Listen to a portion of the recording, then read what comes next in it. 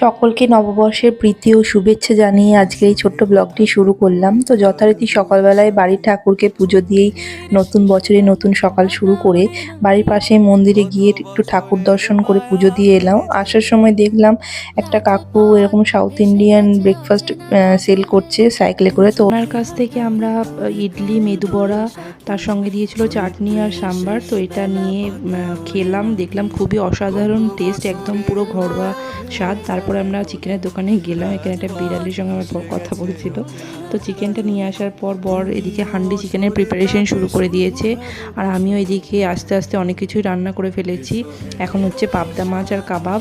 তো চলো তোমাদেরকে দেখাই দুপুরে কী মেনু ছিল। লাচ্চা পরাটা, ঘুগনি, চিকেন, পাবদা মাছ, স্যালাড, কাবাব, সিমুয়ের পায়েস, চাটনি, পাঁপড়, দই, মিষ্টি আর ছিল পোলাও।